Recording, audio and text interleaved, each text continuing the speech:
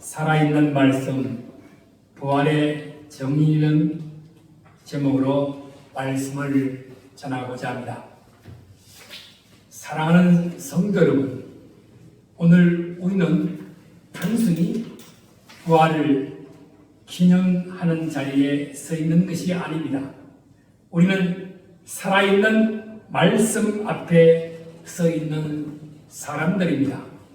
하나님의 말씀은 살아있고 활력이 있고 좌우에 날선 어떤 금보다도 예리하며 혼과 영과 및 관절과 골수를 찔러 쪼개기까지 하며 또 마음의 생각과 뜻을 판단한다고 히브리서 4장 12절에 말씀합니다. 이 말씀이 무엇입니까? 단순한 글자가 아닙니다. 지금 이 순간에도 역사하는 하나님의 능력입니다. 오늘 우리는 부활주일이라는 거룩한 시간 앞에 서 있습니다. 이날은 단순한 절기가 아닙니다. 이날은 죽음이 패배하고 생명이 승리한 날, 곧 주님의 날이기에 매주 주님의 날로 예배 드리는 것입니다. 부활주일은 특정한 날이지만 그 특정한 주일을 기념하며 매주 예배 드리는 것입니다. 예수님께서는 마지막 일주일 동안 성전을 청결케 하시며 하나님의 거룩을 회복하시고 말씀으로 진리를 선포하셨습니다. 한 제자의 배반 앞에서도 주님은 등을 돌리지 않으셨습니다. 오히려 무릎을 꿇고 제자들의 발을 씻기셨습니다. 최후의 만찬 자리에서 떡을 떼시며 이것은 너희를 위한 내 몸이라 하셨고 잔을 들어 이것은 제 사함을 위한 피라고 하셨습니다. 겟세마네 동산에서는 제자들은 잠들었지만 주님은 깨어 계셨습니다. 내 원대로 마으시고 아버지의 뜻대로 하옵소서. 이것이 인간의 연약함과 하나님의 결단의 차이입니다. 그리고 마침내 채찍, 조롱, 침뱉음, 모욕 속에서 십자가에 달리셨습니다. 말씀은 기록된 것이 아니라 삶 속에서 살아 움직이는 것입니다. 주님이 십자가에 달리실 때에 그것은 패배가 아닙니다. 다 이루었다. 테텔레스 타이라고 표현됩니다. 십자가에서 구원사에게 완성을 선언하는 것입니다. 이 한마디는 모든 애언에 성취되는 순간의 선언입니다. 이사야에서 고난에 받는 종, 시편의 고통의 탄식, 욥의 구속자에 대한 소망, 그 모든 말씀이 십자가에서 살아 움직이며 현실이 된 것입니다. 그래서 십자가는 단순히 죽음이 아니다. 부활은 신약에서 갑자기 나타난 사건이 아니라 구약 전체를 흐르는 하나님의 약속입니다. 그래서 여기서 19장 25절, 26절 읽겠습니다. 내가 알기에는 나의 대속자가 살아계시니 마침내 그가 땅 위에 쓰실 것이라. 내 가죽이 벗김을 당한 뒤에도 내가 육체 밖에서 하나님을 보리라. 이는 죽음을 넘어선 생명의 회복과 심판주를 대변할 부활의 확신을 보여줍니다. 죽음 이후에도 살아계신 하나님, 이것이 부활의 신앙의 시작입니다. 그래서 이사야서 26장 19절에 주의 죽은 자들은 살아나고 그들의 시체들은 일어나리라고 선포하며 이사야서 53장은 고난받는 종이 죽임을 당하지만 그 후에 그의 날이 길 것이라고 말씀합니다. 죽었는데 날이 길어진다. 이것이 부활 신앙입니다. 그래서 에스겔서 37장에 에스겔의 마른뼈 환상은 이스라엘의 회복을 넘어선 전 우주적 부활의 모형을 제시합니다. 그래서 베드로전서 3장 19절 말씀 읽겠습니다. 그가 또한 영으로 가서 몸에 있는 영들에게 선포하시니라. 이 말씀은 역사적으로 많은 논쟁이 있었습니다. 그러나 성경 전체 흐름 속에서 분명하게 정리할 수 있습니다. 여기서 옥에 있는 영들은 노아 시대에 불순종하다가 심판받은 자들을 의미합니다. 노아 시대에 하나님은 오래 참으셨습니다. 그러나 사람들은 듣지 않았습니다. 그 불순종의 영들에게 주님은 무엇을 하셨습니까? 설득하신 것이 아닙니다. 다시 기회를 주신 것도 아닙니다. 내가 이겼다 선포하신 것입니다. 십자가는 배가 아니라 우주적 승리의 선언입니다. 그리고 그 말씀은 지금도 선포합니다. 20절 말씀 읽겠습니다. 그들은 전에 노아의 날 방주를 준비할 동안 하나님이 오래 참고 기다리실 때 복종하지 아니하는 자들이라. 방주에서 꿀로 말미암아 구원을 얻은 자가 몇 명뿐이니 겨우 8명이라. 성경은 노아의 이야기를 연결합니다. 하나님은 오래 참으셨습니다. 방주를 준비하는 동안 기다렸습니다. 그러나 사람들은 순종하지 않으십니다. 결국 물심판이 임했고 오직 8명만이 구원받았습니다. 여기서 중요한 연결이 있습니다. 노아 시대는 우리는 심판입니다. 방주는 구원입니다. 오늘 우리는 십자가는 심판입니다. 죄에 대한 심판입니다. 예수 그리스도는 구원의 방주입니다. 그리고 물은 이제 의미가 바뀝니다. 21절 말씀 읽겠습니다. 물은 예수 그리스도에서 부활하심으로 말미암아 이제 너희를 구원하는 그리 곧 세례라. 이는 육체에 도는 것을 제하여 버림이 아니고 하나님을 향한 선한 양심의 강구이라. 오늘 우리는 세례를 받습니다. 같은 물인데 의미가 다릅니다. 왜입니까? 예수 그리스도의 부활 때문입니다.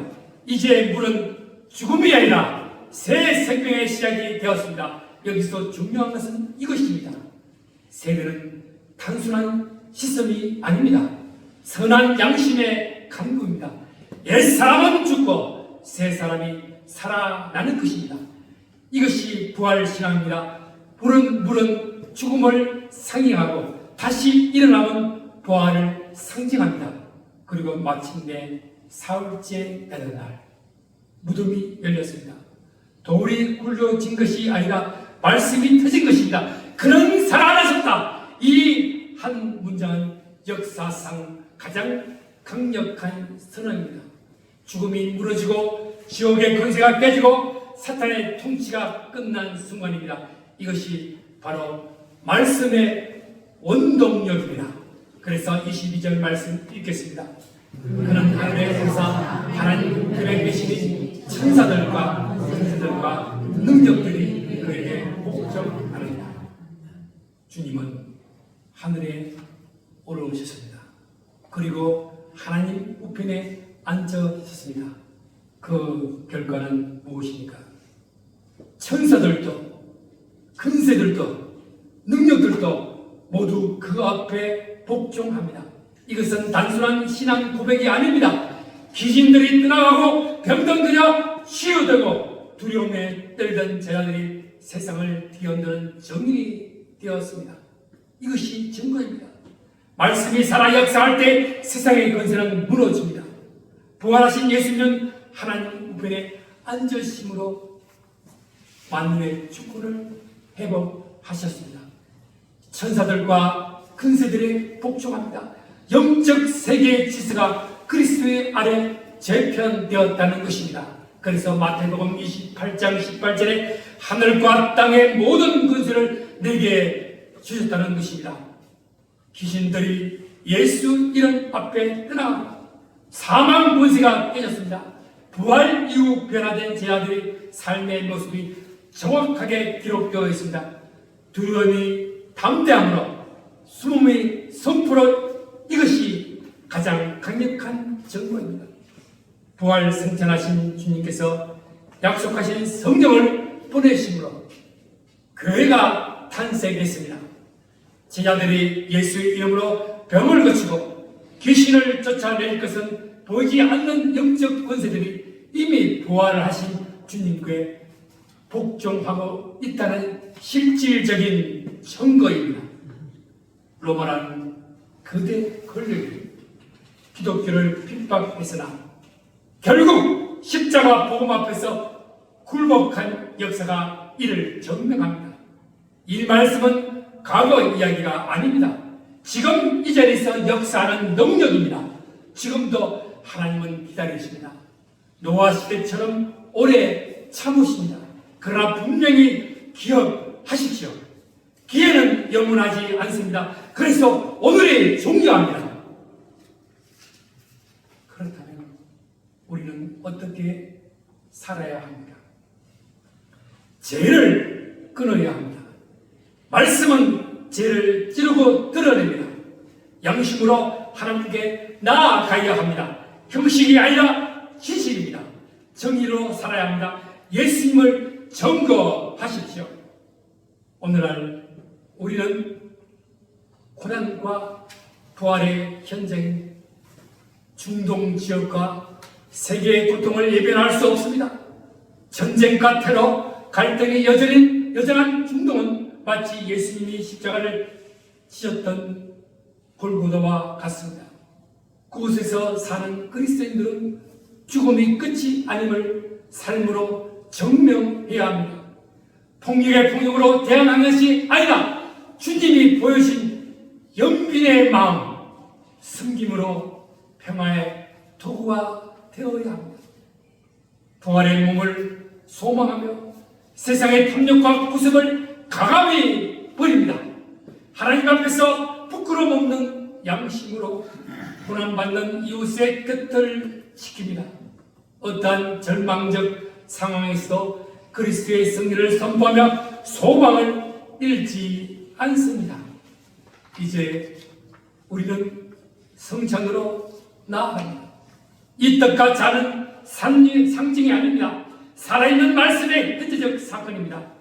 주님의 죽으심과 부활이 지금 우리 안에 임하는 순간입니다. 떡은 주님의 몸입니다. 잔은 주님의 피입니다. 이것은 단순한 기념이 아닙니다. 십자가와 부활을 현재로 끌어오는 사건입니다. 떡을 떼며 우리의 애차가 죽었음을 고백하고 잔을 마시며 부활하신 주님의 생명이 우리 안에 흐르고 있음을 확신합시다. 그리고 선포하십시오. 나는 부활의 증이요, 나는 살아있는 말씀 속에 산다. 그리고 담대히 외치시오. 예수 그리스도는 지금도 살아 계십니다. 아멘. 이제 성찬에 나아갑시다. 지금 우리는 빈 무덤의 놀라운 사실을 목격하면서 눈물과 절망과 죽음의 자리가 기쁨과 희망의 영원한 생명으로 바꿔지는 신비한 식탁에 초대되었습니다. 이 식탁은 주님께서 손수하신 것으로서 우리를 영원히 살리시려 한 것입니다. 읽겠습니다.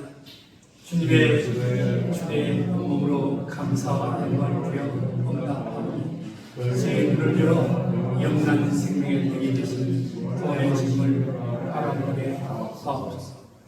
오늘 우리는 예수님께서 우리를 위하여 찢기신 몸과 흘리신 피를 기억하려 합니다. 성찬은 단지 상징이 아닙니다. 그것은 한 번에 완전하게 이루어진 희생, 그분의 피와 몸에 참여하는 것입니다. 그가 단번에 자기를 제물로 드려 죄를 없이 하시려고 세상 끝에 나타나셨으며 지금 우리가 들고 있는 이 떡과 잔은 그 진리의 증거입니다. 오늘 이 성찬에 참여하면서 주님의 죽으심을 전하고 다시 오실 그날까지 믿음 안에 서 있기를 결단합시다. 읽겠습니다. 할렐루야. 부활하신 주님께 영광과 찬송을 드리나이다. 아멘. 주여, 이제 주님의 분부에 따라서 저희가 이 식탁을 마련해 사오니 성령으로 임재하시오 저희가 때는 떡으로 그리스도의 몸을 이루게 하옵소서. 읽겠습니다. 저희가 마시는 잔이 그리스도의 몸을 이루게 하옵소서. 엠마오로 가는 제자들이 주님과 함께 떡을 떼고 감사드릴 때 그들의 눈과 마음이 열릴 것처럼 읽겠습니다. 저희가 그와 자신을 나누되 원하신 주님을 만나는 주여, 이제 이 식탁에 성령으로 임재하시어 부끄러운 저희들의 모습을 새롭게 변화시켜 주시고 저희가 영원한 성공을 간직하게 하옵소서. 주님께서 십자가의 형을 받아 죽임을 당하시고 무덤에 묻히신 지 제3일 주님께서 성경의 말씀대로 부활하셨습니다. 주님께서는 실망과 두려움을 안고 엠마의 길을 가던 제자들과 동행하시면서 그들과 함께 식탁에 앉아 떡을 들어 축사하시고 떼어 주셨습니다. 이처럼 주님께서는 우리로 하여금 새 삶의 눈을 떠 부활의 증인이 되게 하시려고 자신의 몸과 피를 우리에게 허락해 주셨습니다. 주 예수께서 차부시던 밤에 떡을 가지시고 감사드리신 다음에 되시며 이것은 너희를 위하여 내 몸이 이것을 행하여 나를 기념하라 하시고 잡수신 후에 이와 같이 잔을 가지시고 이 잔은 내 피로 세운 새 언약이니 이것을 행하여 나를 기념하라 하시고 잡수신 후에 또 이와 같이 잔을 가지시고 이 잔은 내 피로 세운 새 언약이니 이것을 행하여 마실 때마다 나를 기념하라고 하셨습니다. 읽겠습니다. 그러므로 주 예수여 주님의 거룩한 식당에 참여할 때마다 주의 열심을 선포하고 주의 부활을 말하면서 주님께서 십자가를 지시고 그 일을 기억하며